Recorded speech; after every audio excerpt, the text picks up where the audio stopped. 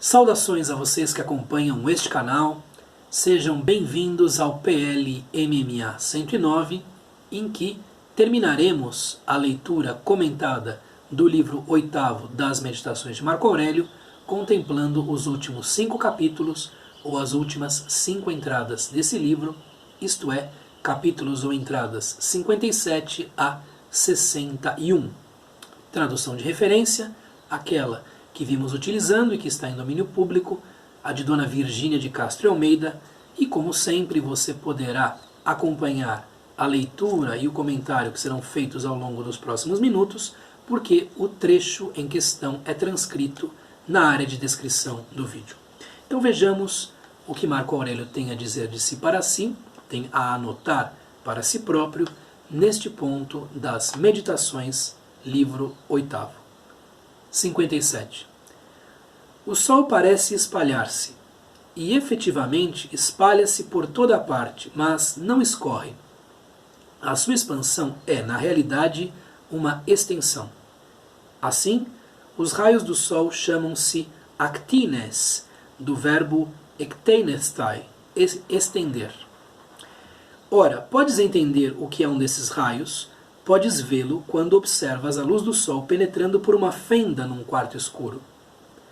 Alonga-se em linha reta e apoia-se, por assim dizer, sobre o corpo sólido que separa o quarto escuro do ar exterior.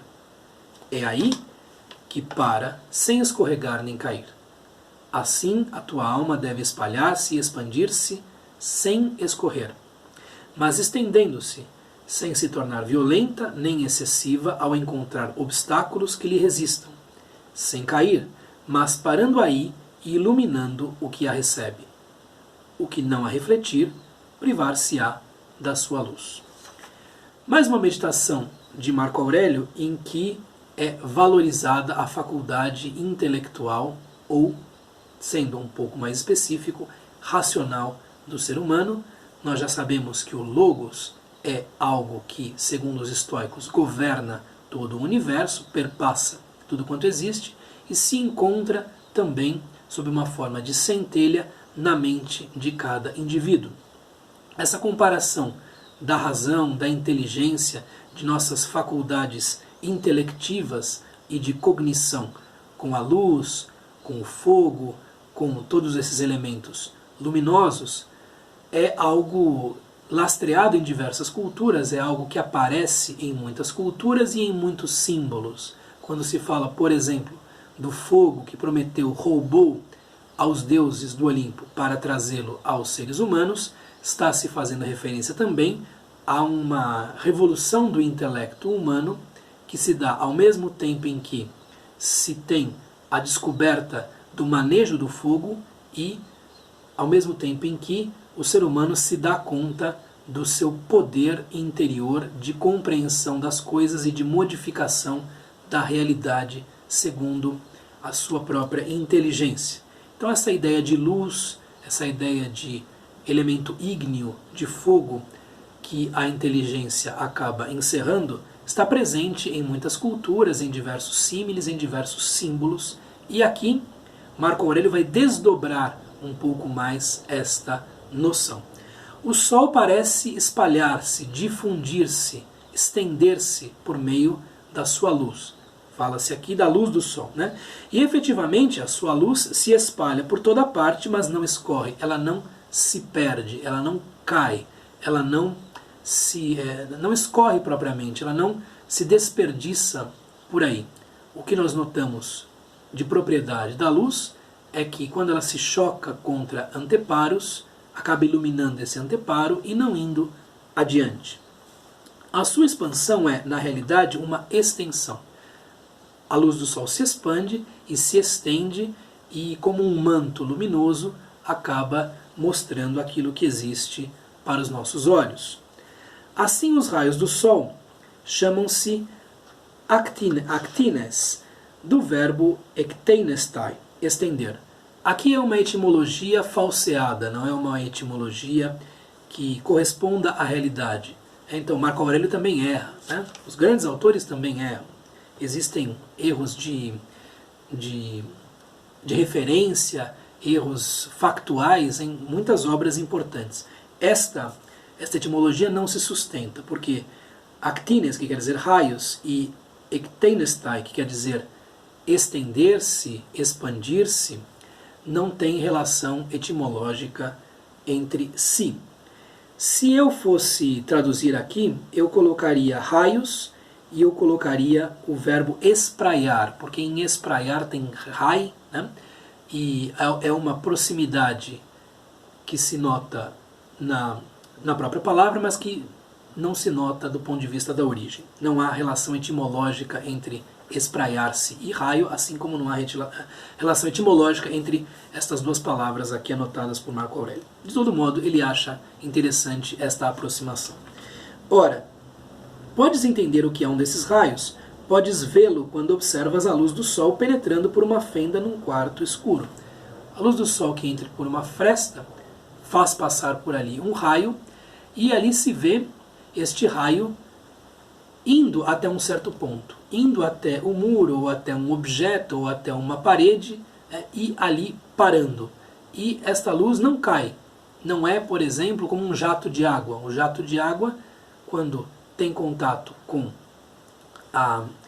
um anteparo, acaba caindo, acaba sendo atraído pela gravidade. Então, de algum modo, e Marco Aurélio não sabia explicar isso, né? Esses fótons que fazem parte da luz do sol não são atraídos pela realidade e acabam, na verdade, o fluxo permanece, o fluxo é contínuo de fótons, né?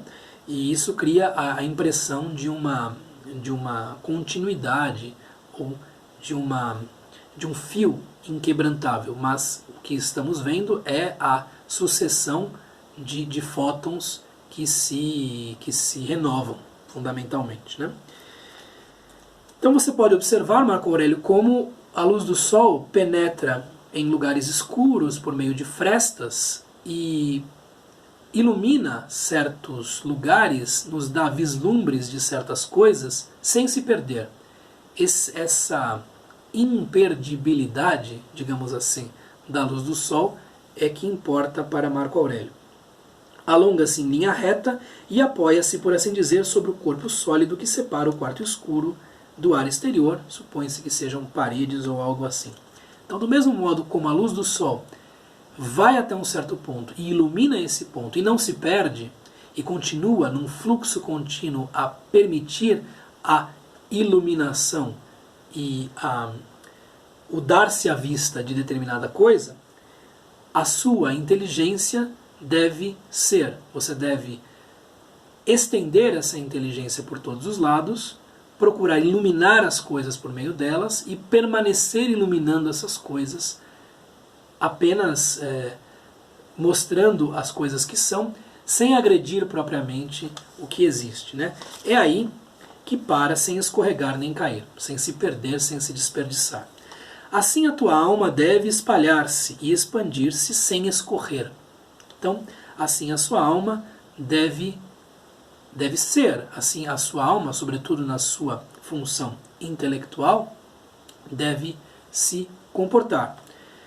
Mas estendendo-se sem se tornar violenta nem excessiva ao encontrar obstáculos que lhe resistam. Então, esta doçura da luz do sol, doçura relativa da luz do sol, que ilumina determinados pontos sem destruí-los, é algo que se torna interessante para Marco Aurélio refletir acerca do que pode ser a inteligência. A inteligência pode iluminar as coisas como raios de sol, mostrando o que elas são, sem necessariamente agredi-las, destruí-las, danificá-las, né?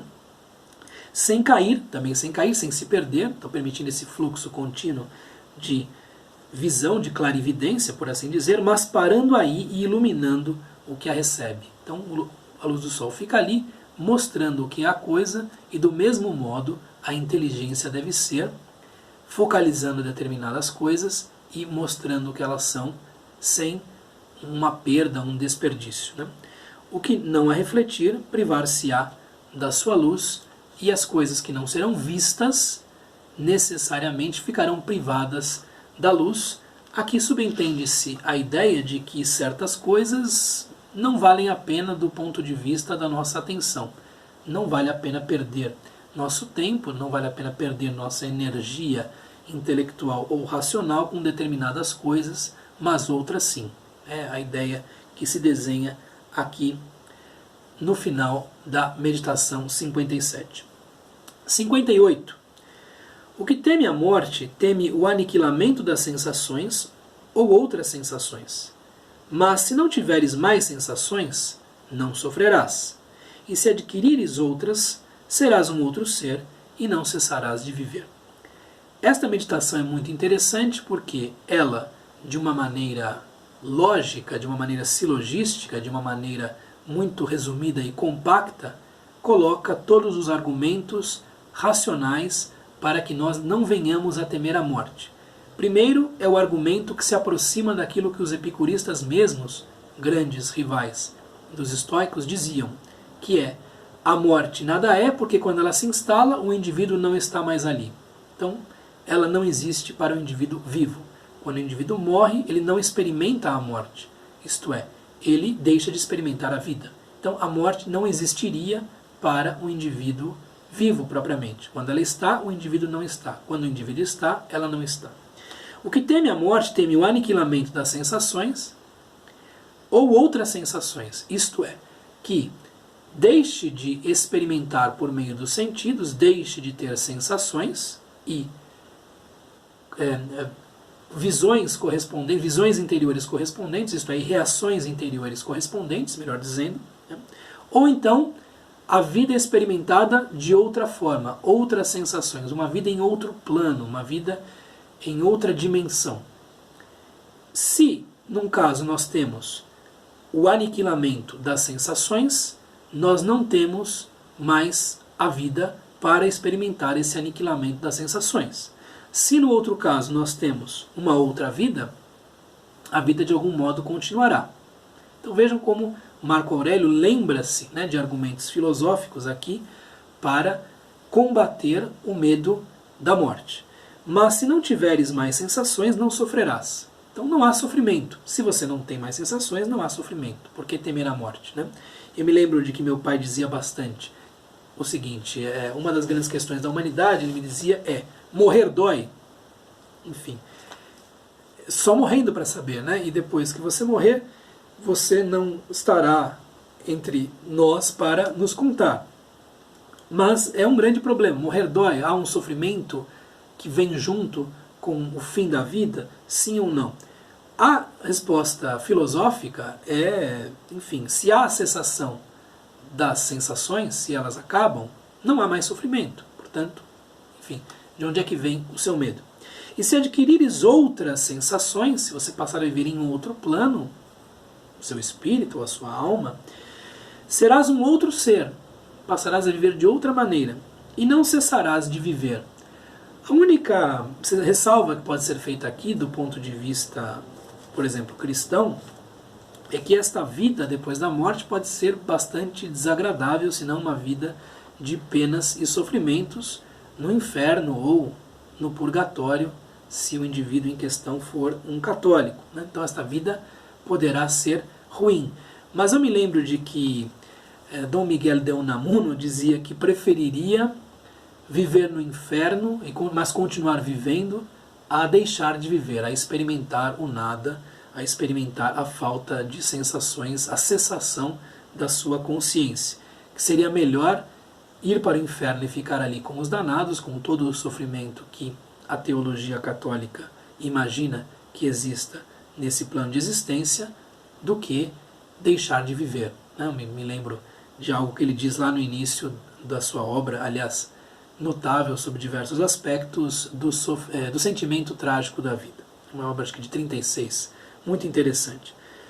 A questão é a seguinte, será que trazer estes argumentos filosóficos, bastante baseados em lógica, que tem aqui um desenvolvimento quase silogístico, é algo que basta para combater o medo da morte? Ou será que o medo da morte é fundamentalmente algo quase instintivo no ser humano e que, portanto, não pode ser aplacado, pelo menos totalmente, por um tipo de razão que coloque ordem nas coisas?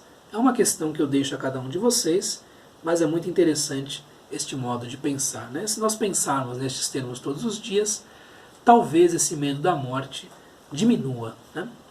59.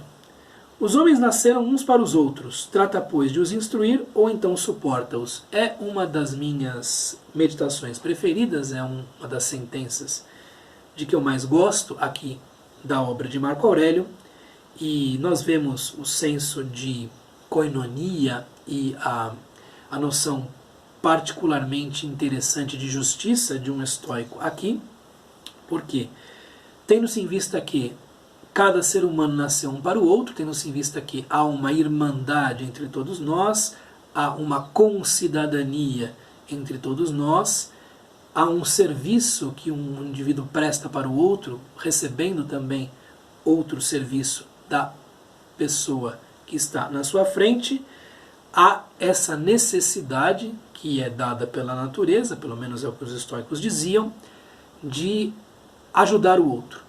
Portanto, se você compreendeu certas coisas, se você tem um nível de conhecimento maior, se você tem capacidade de compreensão melhor, por qualquer motivo que seja, você deve procurar instruir as pessoas que estão agindo mal ou agindo não da melhor maneira possível, ou então, se não quiser fazer isso ou não conseguir fazer isso, você deve suportar essas pessoas que talvez não sejam as mais bem comportadas.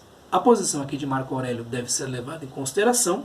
Ele era um imperador, portanto, alguém que poderia instruir muitos dos seus súditos, muitos dos seus companheiros que o cercavam. Então, ele poderia ensinar alguma coisa por meio do seu exemplo e das suas palavras, mas se ele não conseguisse fazê-lo, haveria a necessidade de suportar esses indivíduos que, cercando-o, estando à sua volta, eram mais difíceis de corrigir. E isto serve para nós também, né? Nós todos temos este senso de sociabilidade e ou procuramos ajudar os outros e instruí-los, ensiná-los, ou, se não pudermos fazer isso, ou não quisermos fazer isso, temos o dever de suportá-los, ser tolerantes, procurar respeitá-los, etc, etc. Quando não é possível o respeito, no mínimo a tolerância. Né? Aliás, coisas bastante raras hoje em dia. Né? Então, muito interessante aqui a entrada de número 59. Vejamos a 60. É curioso que Dona Virgínia de Castro Almeida usa um arcaísmo, escrevendo frecha. Né? Frecha é a maneira antiga, arcaica, que vai pelo menos até o século XVI, de se dizer flecha. A flecha e o espírito movem-se de modo diferente. No entanto, o espírito, quando toma bem as suas precauções e se desfere alvejando o exame das coisas, não vai menos direito que a flecha ao seu fim. A ideia de que o espírito, isto é, a mente, isto é, nossas faculdades racionais, veja-se aí a proximidade entre esta comparação, este símile e aquele que aparece mais desenvolvido na entrada 57. A flecha é atirada do arco, o dardo sai dali e, em geral, descreve uma trajetória em linha reta até atingir um objetivo, um alvo, seja aquele que se imaginou ou não. Então a flecha vai direito, a flecha vai em linha reta. E é assim que deve agir a mente daquele que está bem instruído, aquele que está com plena posse de si. Ir direito, ir retamente, ir para frente. Né? A flecha e o espírito, né, aqui é o intelecto, propriamente dizendo, a flecha e o nous, o intelecto e a inteligência, movem-se de modo diferente. Nós já vimos que esse intelecto, que tem uma proximidade com a virtude, né? A virtude se move de maneira diversa, como já foi dito em outro ponto. Também o intelecto se move de outra maneira. Né?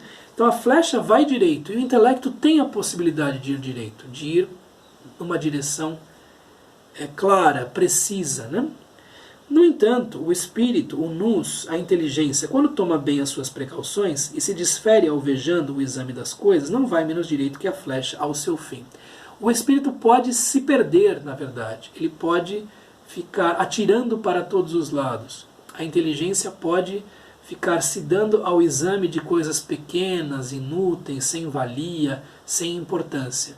E não é isso que deve fazer aquele que é instruído, por exemplo, na filosofia estoica, diria Marco Aurélio. Ele deve olhar para as coisas de maneira clara, precisa, percussiente, indo diretamente a elas, né? Alvejando-as com precisão e assim economizando muito tempo também, né? Não apenas entendendo as coisas, iluminando as coisas como raios de sol, diria Marco Aurélio lá na entrada 57 do livro 8º, lida há pouco, mas também fixando desta maneira, por meio de dardos intelectuais, né, de setas da inteligência, os objetos do mundo exterior. Então aqui a decifrabilidade do mundo exterior e o fato desse mundo exterior estar até um certo ponto à disposição da inteligência humana são coisas iluminadas por entradas como a 57 e a 60. E por fim, penetra na alma de cada um e permite a cada um penetrar também na tua alma. Aqui é o princípio diretivo, o princípio diretor é o hegemonikon, não é a psyché. Então tenha um hegemonikon, uma mente diretora lógica que é capaz de penetrar na mente diretora dos outros, compreender os outros, até um convite a algo como uma empatia aqui. Procure compreender as outras pessoas e procure comportar-se, falar e ser alguém que possa ser decifrado. Procure ser, portanto, franco, objetivo, claro, transparente, né? Então, seja alguém que pode ler os outros e que seja legível para os outros.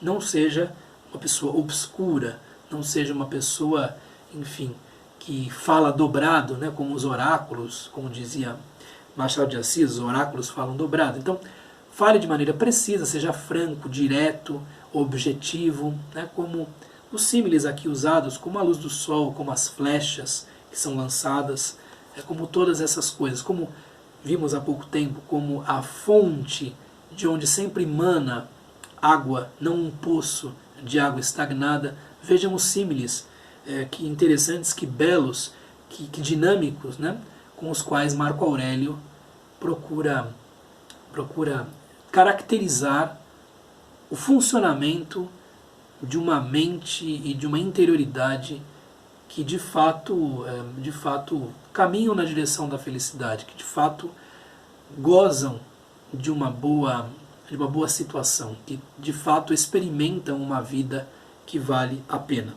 Então, transparência, sinceridade, exatidão, enfim, clareza, são coisas que Marco Aurélio prezava, e fica bastante claro nestas notas que ele deixa de si para si, neste ponto do livro 8º. Muito bem, é o que eu tinha a lhes dizer, encerramos este livro e a partir do próximo PL MMA, livro 9. Um abraço, até mais, tchau.